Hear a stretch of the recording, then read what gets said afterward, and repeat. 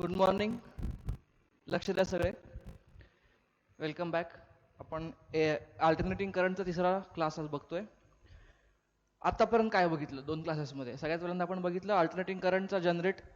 Alternating current म्हणजे काय, त्याच्यामध्ये डायरेक्ट करंटमध्ये आणि त्यामध्ये फरक काय ते बघितलं. अल्टरनेटिंग करंट जनरेट कसा होतो? When a loop rotates, a current a metal loop rotates in a uniform in magnetic field. Okay, thereby काय होतं त्याने?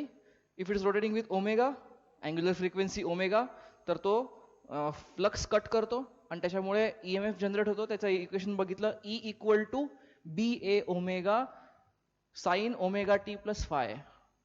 ओके, बी ए ओमेगाला आपण पीक ईएमएफ किंवा ई नॉट सुद्धा म्हटलेलं आहे. त्यानंतर आपण बघितलं I naught, I equal to I naught which is B A omega by R, where R is resistance. I equal to I naught sine omega T plus phi. अच्छा, good enough. पुढे हे जर दिस इज अबाउट करंट. त्यानंतर आपण बघितलं instantaneous current, peak current, average current, over full cycle, over half cycle. त्यानंतर R M mean square current, R M S current. या आपण वेगळ्या वेगळ्या सगळ्या टर्म बघितलेल्या आहेत. ठीक आहे. त्यानंतर आपण बघितलं power in a simple AC circuit. Basic बघितलं आपण. बेसिक सर्किटमध्ये पॉवर काय असते? What is power? Power equal to V R M S into I R M S. Okay, आता हे पॉवर मी डिराईव्ह जे केलं, जे equation V R M S into I R M S वगैरे, this was for purely resistance of circuit, म्हणजे circuit with only resistance. ठीक आहे. आता आपण तो डिटेल्समध्ये बघू. What happens if the circuit has inductor और इट हॅज कपॅसिटर किंवा कॉम्बिनेशन ऑफ देम, ते आता बघूयात. कळतंय? फाईन. तर दिस इज ऑल अबाउट आतापर्यंत आपण जे काही बघितलं. त्यानंतर आपण काय बघितलं? Well, let me directly go to the, अजून आय थिंक काही मिस होत नाही आहे. Come back to today's topic, AC circuits. We are starting with, दिसत नाही इथं, start from with AC circuits. Okay, आपण एसी सर्किट्सवर थोडं डिटेल्स चर्चा करू. बघा, आता आपल्याला सर्किटचे अजून काय काय कॉम्पोनंट्स माहिती आहेत? आपल्याला माहिती आहे रेजिस्टर, जो रेजिस्टन्स ऑफर करतो करंटला. We know inductor. What is inductor? What does inductor do? Inductor करंटच्या चेंजला अपोज करतो. Inductor it develops a current, develops an EMF, induce EMF करतो, which is L D I by D T ना. अरे कळतंय? म्हणजे तो काय करतो? तयार झालेल्या करंटच्या चेंजला अपोज करणारा ईएमएफ बनवतो. Anyway, it opposes the change. हे बघितलेलं आपण डिटेलमध्ये. Then there is a capacitor. Capacitor capacitor काय करतो? चार्ज स्टोअर करून ठेवतो.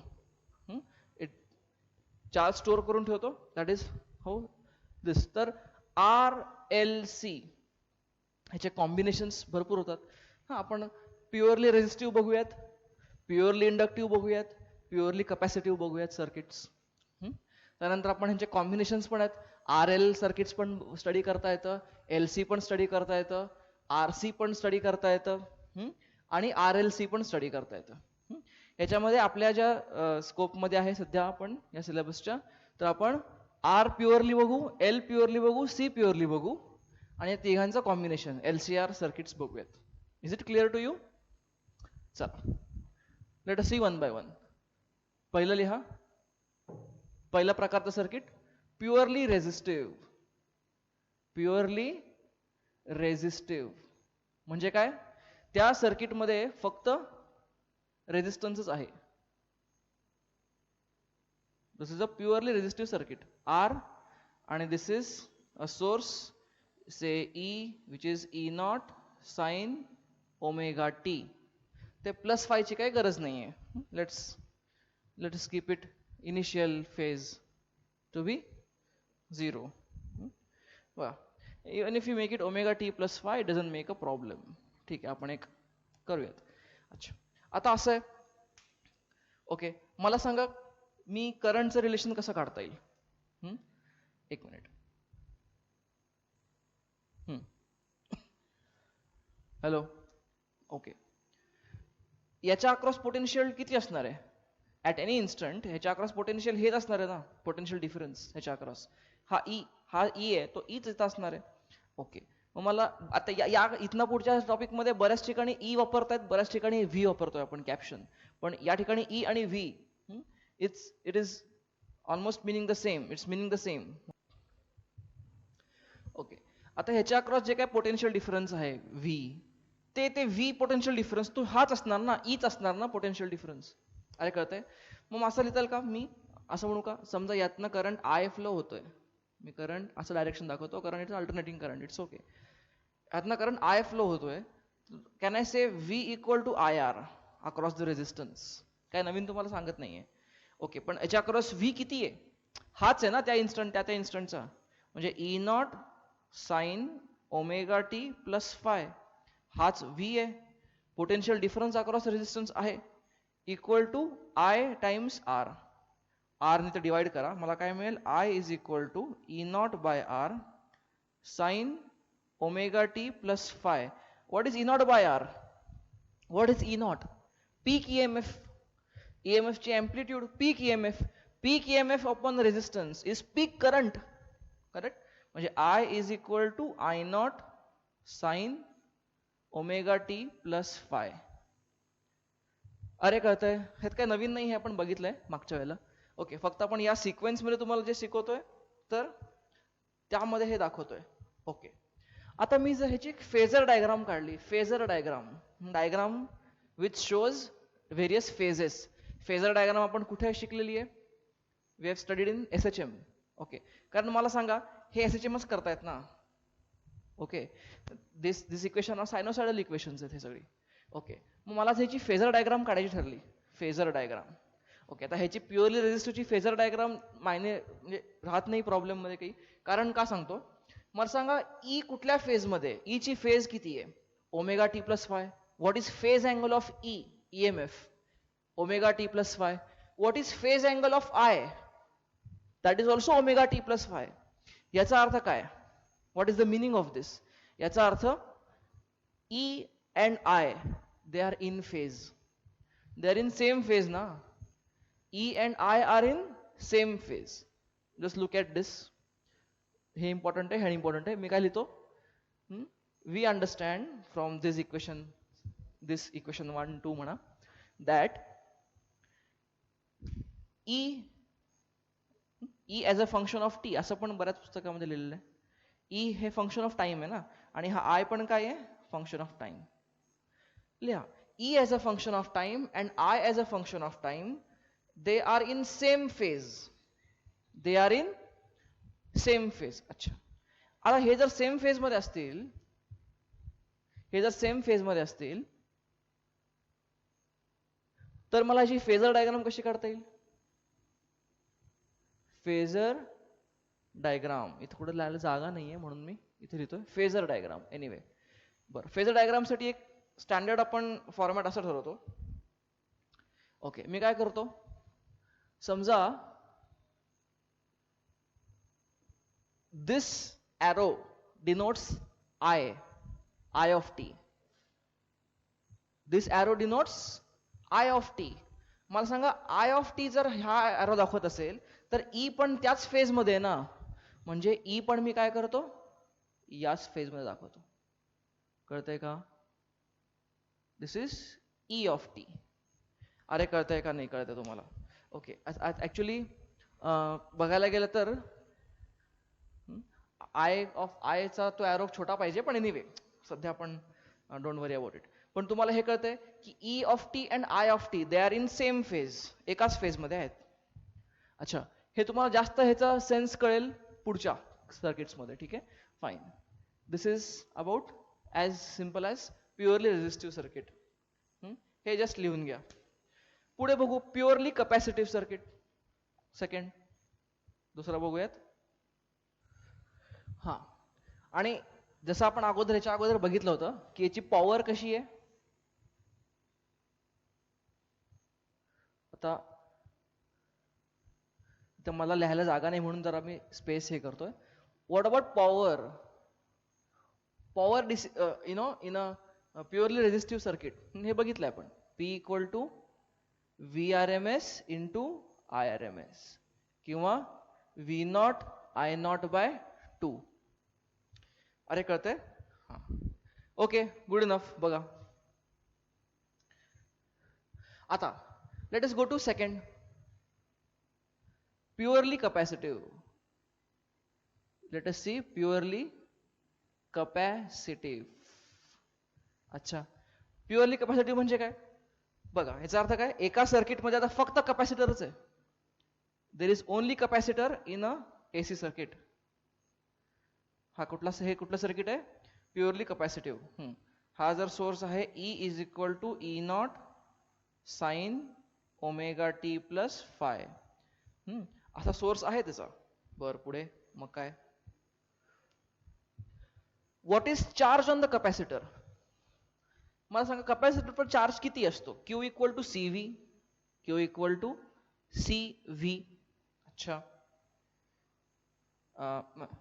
मी काय केलं, Q equal to C V, मी म्हटलं सी व्ही आणि दिलं सी बाय व्ही, घोटाळा. Q equal to C V. अच्छा, now what is V? V is potential difference across the capacitor. पण या केसमध्ये हे प्युअरली कपॅसिटिव्ह सर्किट आहे. या केसमध्ये किती पोटेन्शियल डिफरन्स आहे अक्रॉस कपॅसिटर? तो हाच आहे ई, कारण मध्ये काहीच नाही पोटेन्शियल खायला, ड्रॉप करायला. ओके, मग इथं काय लिहितो मी? I can write Q equal to C V. काय आहे? हाच आहे ना, C into E naught sine omega T plus phi. हा क्यू आहे. अरे पण मला क्यू काय माहिती आहे? What is this? What is this Q? Q is instantaneous charge on capacitor. त्या इन्स्टंटला त्या कपॅसिटरवर चार्ज किती राहील ती व्हॅल्यू आहे ना ही क्यूची. पुढे बघा. अच्छा, पण मला एक माहिती आहे की आय काय आहे? What is current? Current as a function of time किती आहे? It is d q by D T. अच्छा, ब्रिंग दिस हिअर. म्हणजे काय लिहितो मी? D by D t of C E naught sine omega T plus phi. कळतंय का? Okay, मग काय लिहितो मी?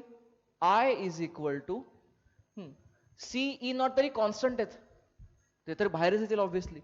आणि त्यानंतर पुढे काय होईल? ओमेगा बाहेर येईल. आणि साईनचं काय होईल? Cos omega T plus phi. काय होईल? Cos omega T plus phi. अच्छा, now look at this term. मला सांगा, मला एक सांगा, मी असं लिहू शकतो का या टर्मला? I is equal to E naught by omega C, E naught by 1 upon omega C, असं लिहू का? अरे लिहू का? असं रिअरेंज करू का? ओके, करू शकतो. पुढे cos omega T, can I say this as sign omega T plus phi plus pi by 2. अरे कळतंय? अच्छा, बघा यातनं काय व्हायला लागलंय, हे असं मला आलं. Okay, now listen what happens. या इक्वेशनला एकदम केअरफुली ऑब्झर्व करा. ऑब्झर्व दिस इक्वेशन व्हेरी केअरफुली. मला सांगा करंटचा, आता हे जर इक्वेशन एस एच एमचं असेल किंवा सायनोसायडल फंक्शनचं असेल तर मला माहिती आहे की हे काय असायला पाहिजे. हे काय असायला पाहिजे? आपला मेन फॉर्मॅट काय आहे? I equal to I naught sine ना. म्हणजे this term it is acts like E naught, sorry this term acts like I naught, त्यासारखी असली पाहिजे ना. अच्छा, पण मला अजून एक सांगा, ही जर टर्म आय नॉट सारखी पाहिजे आणि ती असायलाच पाहिजे ना. इव्हन डायमेन्शनली बघा, डायमेन्शनली पण आपल्याला कळतं की ही अँप्लिट्यूड असली पाहिजे करंटची ना. म्हणजे this is as good as I naught. मग मला काय सांगा, मला काय लिहिता येईल? I naught is equal to E naught upon 1 upon omega C. अरे पण मला एक सांगा, just observe this carefully and attentively लक्ष द्या. आपल्याला ओरिजिनल फॉर्म्युला काय माहिती असतो? General what is I? Basically I is nothing but E by R ना. I is E by R.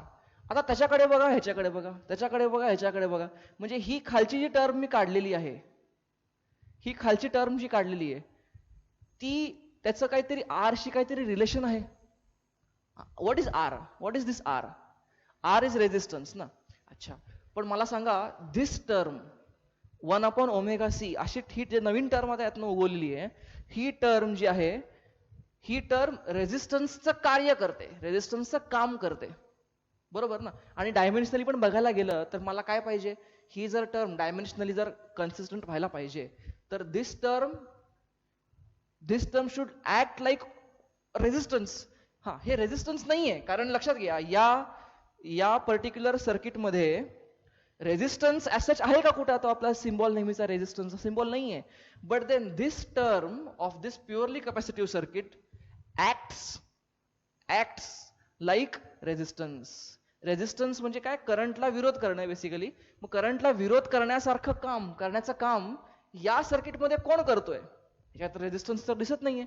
अगोदरच्या मध्ये तर आर होताच, हे बघा प्युअरली रेझिस्टिव्ह मध्ये आर ऑलरेडी होता. बर, ह्याच्यामध्ये आर नाहीये, पण ही टर्म आर सारखं काम करतीये, करंटला विरोध करायचा काम करतीये.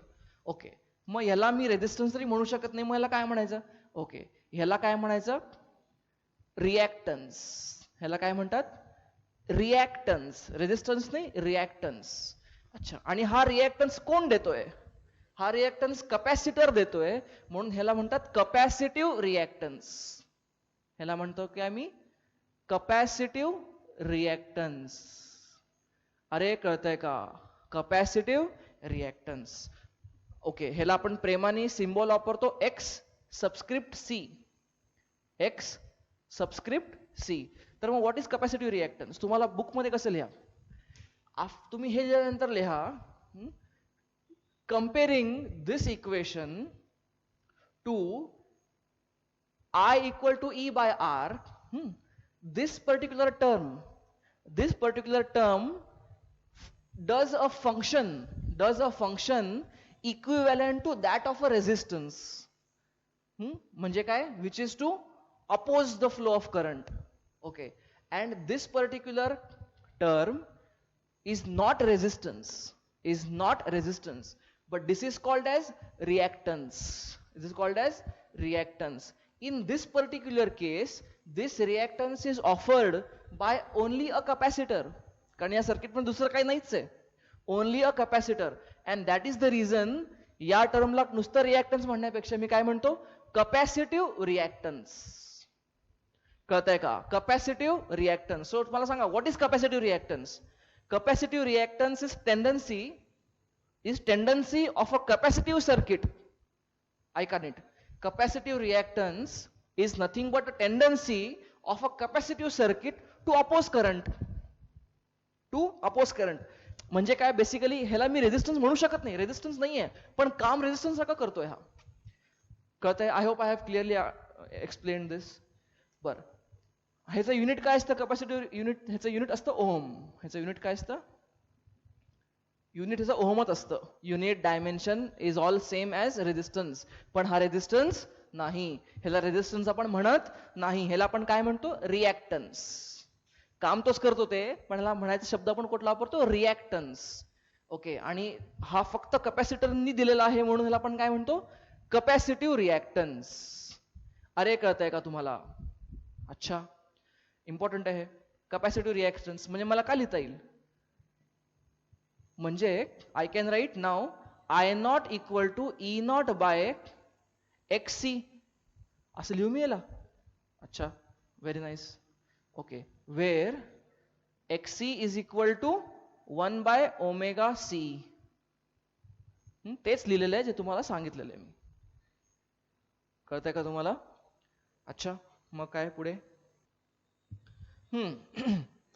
मग सरळ काय लिहिता येईल, I can say well I equal to, म्हणजे ओके ठीक आहे, असे लिहिता येईल, सगळ्या गोष्टी टाकल्या तर I can set I is equal to I naught sine omega T plus phi plus π/2. असं लिहू का मी, अरे बोला असं लिहू का. अच्छा, अजून एक ऑब्झर्वेशन, हे झाली पहिला पॉइंट. दुसरा पॉइंट, आता बघा ह्याच्याकडे बघा, quality equation number 2, quality equation number 1. Look at equation number 1 आणि इक्वेशन नंबर 2. आता मला सांगा, रेझिस्टिव्ह मध्ये काय होत होतं, रेझिस्टिव्ह मध्ये इक्वेशन नंबर 1 ह्याला म्हणलं आणि इक्वेशन नंबर 2 ह्याला म्हणलं होतं मी, रेझिस्टिव्ह सर्किट मध्ये. पण ह्या दोघांमध्ये काय होतं बघा, हे एकाच फेज मध्ये आहेत, they are in same phase. पडता याच्यात बघा, ई काय आहे, ओमेगा टी प्लस फाय आहे याचे फेज अँगल, आणि याचा फेज अँगल किती आहे, omega T plus phi plus pi by two. म्हणजे याच्यामध्ये काय आहे, in purely capacitive circuit current leads, काय म्हणतो मी, करंट लीड करतो कोणापेक्षा, कोणापेक्षा, ईएमएफ पेक्षा, अप्लाइड ईएमएफ पेक्षा current leads by how much, by how much angle, by pi by two. अच्छा, मला जर याची मग फेज डायग्राम काढायची असेल तर मी कसा करतो फेज डायग्राम, फेजर डायग्राम बघा. हा तरी माझा आय ऑफ टी चा एरो आहे. ओके, आणि मला सांगा, एक मिनिट मी थोडं वर काढतो, हे करंट लीड करतो ना, कितीने लीड करतो, पाय बाय टू ने लीड करतो. म्हणून मी काय करतो, हा आहे आय ऑफ टी चा एरो, आणि इथनं हा आहे व्ही ऑफ टी चा एरो. म्हणजे काय झालं, व्होल्टेज इज लॅगिंग. अरे करंट लीड करतो म्हणजे व्होल्टेज लॅग करतो ना पाय बाय टू ने, लक्षात घ्या. करंट लीड करतो म्हणजे व्होल्टेज लॅग करतो का नाही पाय बाय टू न, येस. मग करंट जर मी ही डायरेक्शन दाखवत असेल करंटची, तर करंट पासनं व्ही ऑफ टी काय आहे, पाय बाय टू न मागे आहे, पाय बाय टू न खाली आहे. खाली जाणं म्हणजे मागे जाणं ना, असं जाणं म्हणजे पुढे जाणं, असं जाणं म्हणजे मागे जाणं. कितीनी मागे आहे, 90 डिग्रीनी. It is lagging by how much, 90 degree. अरे कळतंय का हे तुम्हाला, बघूयात, कळतंय. काय काय पुस्तकांमध्ये ते हा हॉरिझॉन्टल ऍक्सिस व्ही घेतात, व्ही ऑफ टी, आणि आय ऑफ टी असं पुढे दाखवतात. म्हणजे काय, I is leading than the it's the V axis by phase, the current is leading the potential, the voltage by pi by two angle. Anyway, both are right, this is also okay, this is also okay. एक डोक्याला शांत ठेवायचं असेल तर काय करा, सरळ I horizontal घेऊन चला प्रत्येक ठिकाणी, त्याच्यानुसार व्ही ला चेंज करा, इट्स ओके. कळतंय, फाईन. ह्याच्यावर काही न्यूमरिकल बघायचं का आपण, हे सगळं इथं राहू दे, let us take some numerical.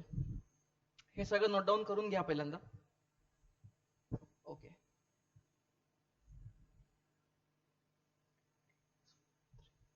बघ, क्वेश्चन इज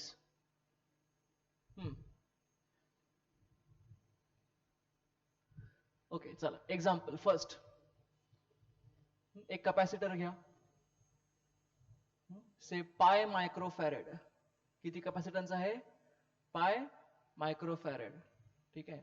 आणि हा सोर्स आहे, E is equal to 20 sine 10t plus pi by 3. कळतंय, असं दिलेलं आहे. चला find current as a function of time. Question clear आहे, बोला काय करता येईल. हे काय दिलेलं तुम्हाला, हा सी आहे, हा तो काय आहे, सी आहे. ओके, मला current as a function of time काढायचं म्हणजे काय काढायचंय, I equal to I naught sine 10t plus pi by 3. आणि मला सांगा, हे प्युअरली कॅपॅसिटिव्ह सर्किट आहे ना, प्युअरली कॅपॅसिटिव्ह सर्किट मध्ये काय होतं, current leads the voltage by how much, pi by 2. म्हणजे व्होल्टेजचा किती आता फेज अँगल आहे, 10t बाय पाय बाय 3 आहे व्होल्टेजचा फेज अँगल, त्याच्यामध्ये पाय बाय 2 ची ऍडिशन. हे काय आहे, this will be I of t, current as a function of time. अरे कळतंय का, बघा. ओके, आता मला आय नॉट काढायचंय. What is I naught, what is I naught, E naught by X C. Okay, what is X C, 1 omega C. हे वरती गेलं म्हणजे basically what is I naught is this. अरे कळतंय, ठीक आहे. मी एक स्टेप म्हणून एक्स सी काढून टाकतो. Let's find out X C. What is X C, 1 omega C.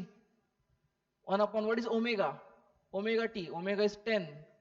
What is c, c is pi, 10 pi, 1/10 pi. हे काय आहे, this is reactive capacitive reactance. What is this, capacitive reactance of this particular circuit. अच्छा, पुढे मग मला I not कसं काढता येईल, peak current is equal to peak EMF upon X C. What is peak EMF, 20. बघा हा पीक असतो ना ईएमएफ, 20 अपॉन XC 10t वरती गेला 10 पाय वरती गेला म्हणजे किती झालं हे 200 पाय ampere. What is that peak current. हा म्हणजे final what is the expression I as a function of time 200 pi sin 10t plus 5 pi by 6 answer. अरे कळतंय का तुम्हाला हे किती सिंपल आहे. ओके असा तुम्हाला अजून एक प्रॉब्लेम देतो करून दाखवा मला.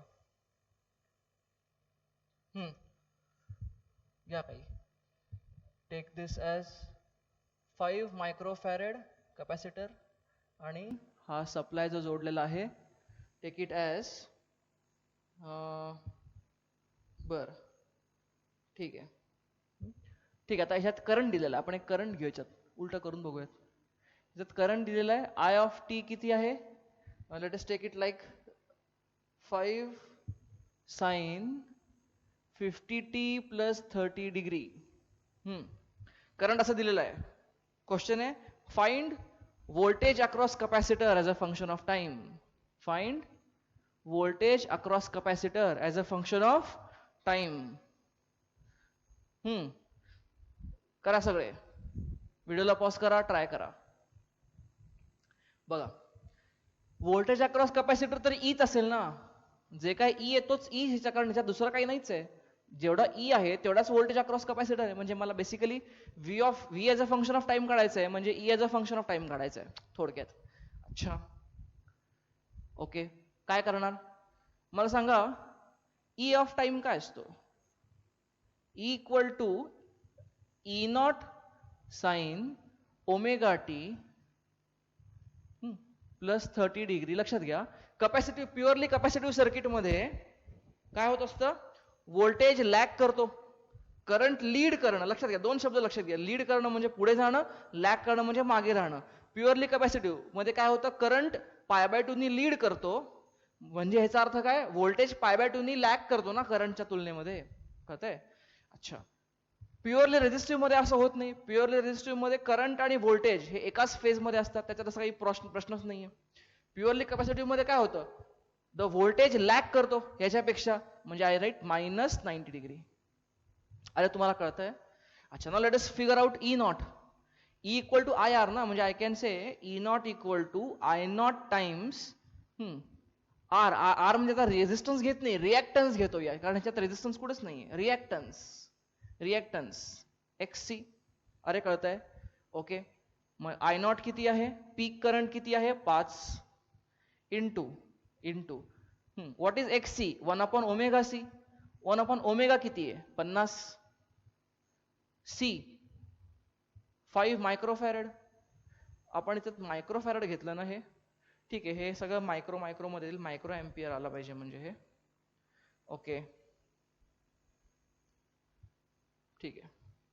दिस should be micro ampere unit मध्ये मायक्रो कारण हे मायक्रोफॅरेड आहे ना हे पाय मायक्रोफॅरेड घेतला C ते मायक्रोला विसरायचं नाही. Okay fine. आपल्याला ऍक्च्युली इथं ओहम म्हणता येणार नाही डायरेक्ट ना कारण मायक्रो असल्यामुळे काय लिहायला लागेल 10⁻⁶ येईल ना हे म्हणजे हे 10⁻⁶ ओहम येईल. आपल्याला ते मायक्रोचं काळजी घ्यायची राहिली. आपण दरवेळेला ते मायक्रोच घेऊन चालतो ना. बरं एनिवे हे काय राहील मग मायक्रो एम्पियर राहील. ठीक आहे. हे तुम्हाला कळतंय. यात काही प्रॉब्लेम आहे fine there is no problem ना. Come back here. ओके आता हे 5 मायक्रोफॅरेड आहे ना म्हणजे इथं काय होईल एनिवे आपण एक मायक्रोला काही करायची गरज नाही. राहू दे मायक्रो असेल तरी it is going to go up.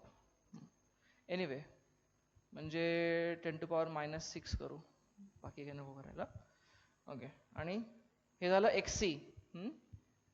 Fine. हे किती होतं 10 हे होतं 0.2 इंटू 10⁻ नाही 0.2 कसं काय हां बरोबर आहे 0.2 × 10⁻⁶ 5 होईल ना हे.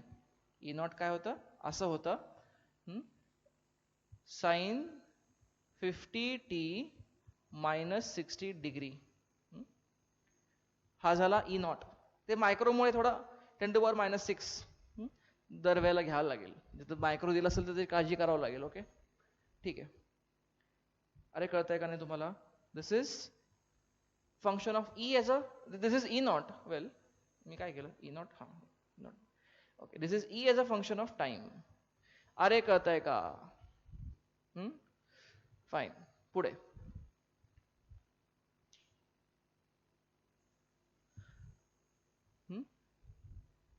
ओके चला थर्ड सर्किट बघा. तिसरा circuit purely inductive. Purely inductive. अच्छा आपण पहिलं बघितलं प्युअरली रेझिस्टिव्ह ज्यामध्ये करंट आणि व्होल्टेज सेम फेजमध्ये असतात. त्यानंतर बघितलं आपण प्युअरली कपॅसिटिव्ह ज्यामध्ये करंट आणि व्होल्टेज π/2च्या फेज डिफरन्समध्ये असतात. करंट पुढे असतो व्होल्टेजपेक्षा. ठीक आहे ना. ओके आता बघा प्युअरली इंडक्टिव्ह. बघा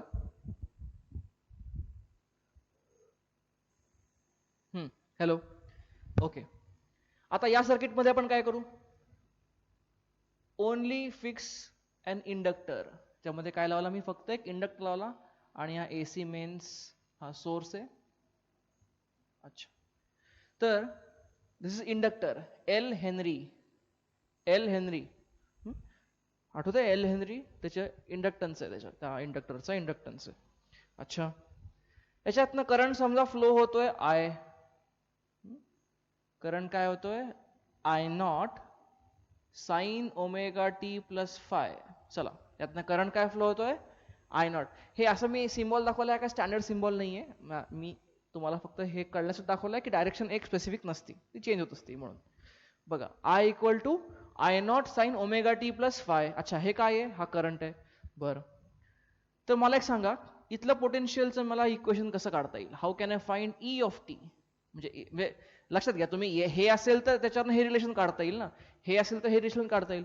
अच्छा आता मला सांगा इंडक्टरचं फंक्शन इथं होणार आहे का नाही होणार आहे? लक्षात घ्या इंडक्टर काय करतो? करंटच्या चेंजला अपोज करतो. इंडक्टर काय करतो? करंटच्या चेंजला अपोज करतो. सेल्फ इंडक्शन ना आपण बघितलंय की सेल्फ इंडक्शनची कन्सेप्ट आपण अख्खी स्टडी केलेली आहे. ओके आता मला सांगा इथे तर करंटला इंडक्टरला भरपूर रोल आहे. कारण करंट सारखा चेंज होतोय. करंट नुसतं मॅग्निट्यूड मध्ये चेंज होत नाही, डायरेक्शन मध्ये पण चेंज होतोय. म्हणजे it is changing in magnitude also direction also. त्यामुळे inductor has a lot work to do oppose करायला. अच्छा म्हणजे इंडक्टर हा अपोज कसा करेल? इंडक्टर अपोज करेल by generating an EMF. By generating an EMF to oppose the current. म्हणजे what is EMF induced inside that particular inductor? किती induce EMF येईल त्याच्यामध्ये? आपण म्हणलं L D I by D t. Negative sign will only indicate direction. Right now let us just focus on कारण डायरेक्शनचा काय problem नाही ना. लक्षात घ्या कारण करंटची डायरेक्शन एकदा अशी आहे एकदा तशी आहे अशी तशी आहे. त्यामुळे ह्याला मी काय मायनस घेतलं तर काही नाही घेतलं तरी काही फरक पडत नाही. ईएमएफ जनरेटचा केलेली संख्या एवढीच राहील ना quantity. L D I by D T. अच्छा पण व्हॉट इज आय? मला आणि लक्षात घ्या हे एल हे ई कोणी डेव्हलप केलेलं आहे? इंडक्टरने डेव्हलप केलेलं आहे. म्हणजे हे इंडक्टरने डेव्हलप केलेलं ई असेल तेच ई इथं असेल ना. या प्युअरली इंडक्टिव्ह सर्किटमध्ये दुसरा काही कंपोनंट नाहीये. त्यामुळे तोच ई इथं असेल. मेन्सचा ई असेल सेम ई. अच्छा मग मला काय लिहिता येईल? E as a function of time is equal to L D I by D t. ह्याला डिफरन्शिएट करावं लागेल. I can write d by D t of I naught sine omega T plus phi. Okay केला differentiate. E of t is equal to L I naught constant आहे बाहेर काढला आणि omega बाहेर आला. साईनचं काय झालं? Cos omega T plus phi. अच्छा नाउ लुक ॲट दिस. इथं कोसाइन फंक्शन आलं. आता मला असं लिहिता येईल का? मला सांगा हे काय असतं? हे काय असतं? जनरल आपला फॉर्मॅट असा असतो ना E of t is equal to E naught sine. असं लिहिता येईल का मला हे? Omega T plus phi plus pi by two. अरे हे कॉस असं लिहू का मी sine theta plus pi by two whatever theta तो angle plus pi by two. अरे कळतं तुम्हाला? अच्छा now look at this E naught and look at this E naught. Look at that म्हणजे काय लिहिता येईल मला? I can say E naught is equal to L omega किंवा I naught into omega L. अरे पण आपलं इक्वेशन आठवा, आपलं जनरल फॉर्मॅट काय असतो? E is equal to I R. E is equal to I R. इथं आय तरी आहे, but now look at this guest जे आलेला आहे नवीन. हा आता हा ओमेगा एल जो आहे ही पण आता अशी एक टर्म आहे, तुम्ही हे दोघांना कम्पेअर केलं तर काय लिहिता येईल? Omega L is a new term which functionally acts like a resistance.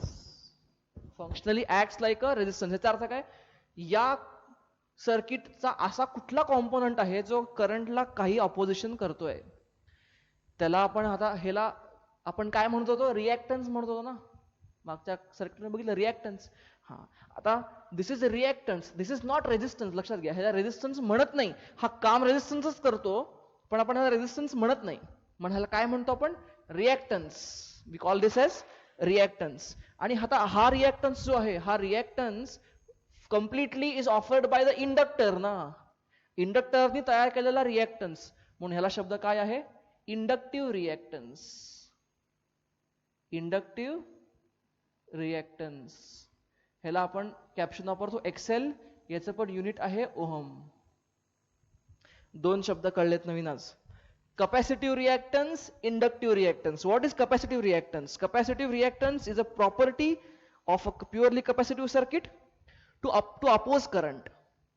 Something analogous to resistance. But resistance म्हणत नाही त्याला आपण. We don't call it resistance, but it functionally acts like resistance. Similar इथं पण. What is inductive reactance? This is property of an inductor. Inductive reactance is a property of an inductive circuit to oppose current. To oppose current. ह्याला आपण काय म्हणतो? Inductive reactance. त्याला आपण Excel वापरतो caption, आणि त्याचं युनिट पण ओहम असतं. अच्छा आठवा, एक्ससी काय होता? XC capacitive reactance. Capacitive reactance omega C नसतो, 1/ओमेगा सी असतो. तो फरक लक्षात घ्या. Capacitive reactance is one by omega C आणि इंडक्टिव्ह रिॲक्टन्स किती आहे? Is omega L. हा फरक आहे. फरक लक्षात घ्या. हा 1/ओमेगा सी आहे आणि हा ओमेगा एल आहे, असं आहे ना. अच्छा, दोन्हीचा युनिट ओहमच आहे. बघा पुढे. मग दिस इज पॉइंट नंबर 1. मी तुम्हाला जे एक्सप्लेन केलं तुम्ही तुमच्या शब्दात लिहा. My write X L is equal to nothing but omega L. This is called inductive reactance. अच्छा, मग मला काय लिहिता येईल? Final E equal to I naught X L sine omega T plus pi by 2. हा, now look at this equation number 2 and this equation number 1. हा, आता काय तुम्ही कन्क्लूड करणार? या दोन इक्वेशन कडे बघा. याच्यामध्ये जेव्हा करंट असा होता, आय ऑफ टी, हे काय आहे? I age a function of time ना, इन्स्टंटेनियस व्हॅल्यू ऑफ करंट आहे ना. जेव्हा आय चा phase angle omega T plus five होता, याचा phase angle omega T plus pi by 2 आला ना. म्हणजे आता प्युअरली इंडक्टिव्ह सर्किट मध्ये काय होतं? व्होल्टेज लीड करतो पाय बाय 2 अँगलनी. कोणापासनं? करंटपासनं. करंट पेक्षा व्होल्टेज लीड करतो. कॅपॅसिटिव्ह सर्किट मध्ये काय होत होतं? व्होल्टेज पेक्षा करंट लीड करत होता, किंवा करंट पेक्षा व्होल्टेज लॅग करत होता. याच्यामध्ये करंट पेक्षा व्होल्टेज लीड करतोय, किंवा असंही म्हणता येतं व्होल्टेज पेक्षा करंट लॅग करतोय. किती अँगलनी? दोन्ही केसेसमध्ये पाय बाय 2. अरे कळतंय? एक लक्षात ठेवा, हे लक्षात ठेवायचं तुम्ही. एक सिंपल आहे गोष्ट. IPL simple to remember. IPL म्हणजे काय? इंडक्टिव्ह सर्किट मध्ये पोटेन्शियल लीड करतो. आयपीएल लक्षात ठेवा. किंवा सीआय काय? कॅपॅसिटिव्ह सर्किट मध्ये करंट लीड करतो.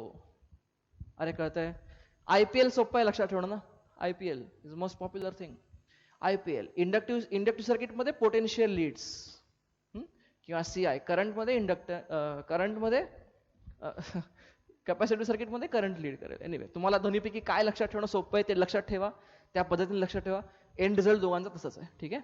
Okay, this is to remember. Okay, come back. Okay, मग आता ह्याची फेजर डायग्राम कशी काढता येईल मला? ह्याची फेजर डायग्राम बघा, मी मगाशी म्हटल्याप्रमाणे तुम्ही करंटला एका ठिकाणीच ठेवून टाका ना सरळ. आय ऑफ टी फिक्स करून टाका, आडवाच धरायचं त्याला. हा, आता ह्याच्यानुसार व्होल्टेज कुठे बघा, व्होल्टेज इज लीडिंग, म्हणजे आता व्होल्टेज मी असं लीड करताना दाखवतो.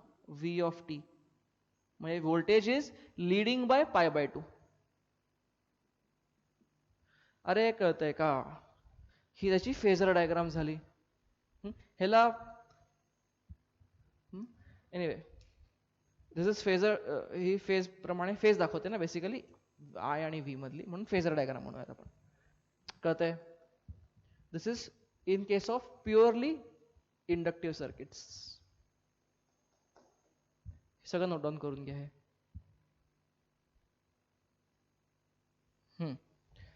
चला एक याचे एक्झाम्पल बघूयात आपण.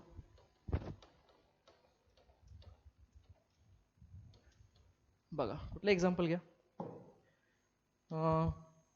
माझ्याकडचं जे आहे ते व्हॅल्यूज घेतो मी, म्हणजे आपल्याला आन्सर्स क्रॉस चेक करता येतात. ओके, असा इंडक्टर आहे, हा घेऊ आपण 2 हेनरी. बर, आणि असा सोर्स आहे. Okay, there it is.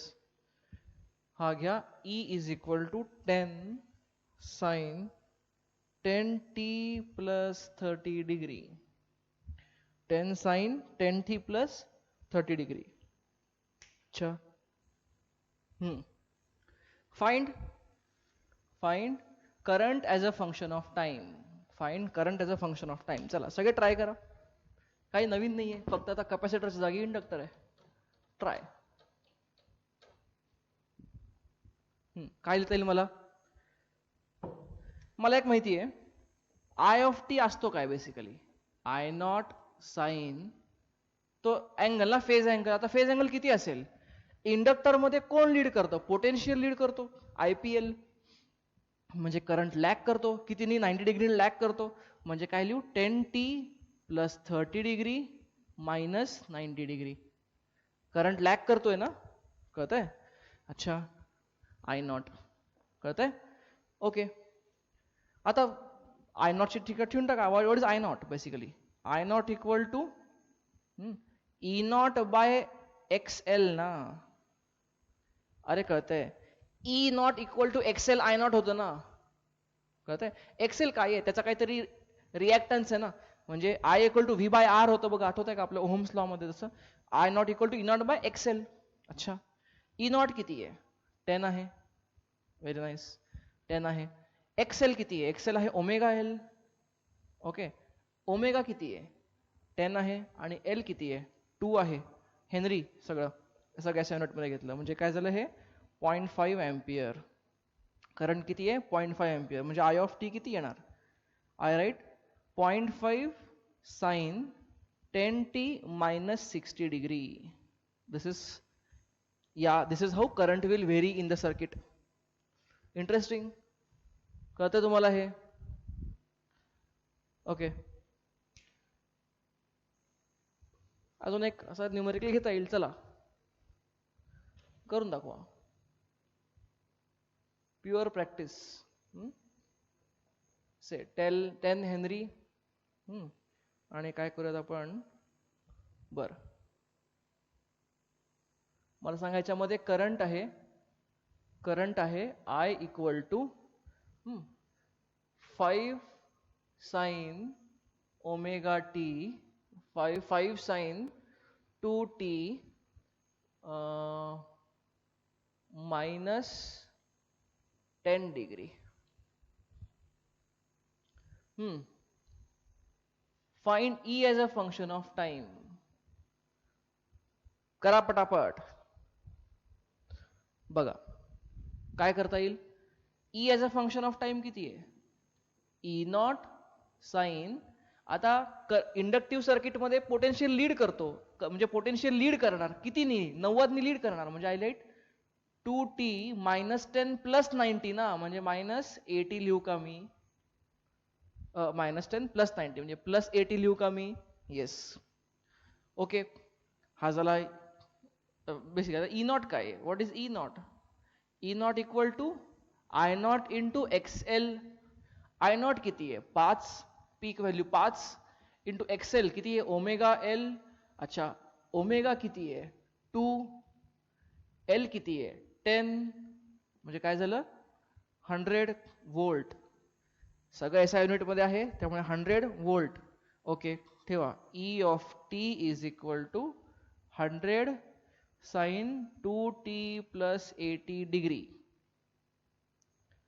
हा, हे डिग्री मध्ये आहे म्हणलं की 90, जे काय करायचं ते, आणि जर रेडियन मध्ये दिलं असेल तर π/2. कळतंय? ओके, सो सिंपल एज दिस. क्लिअर?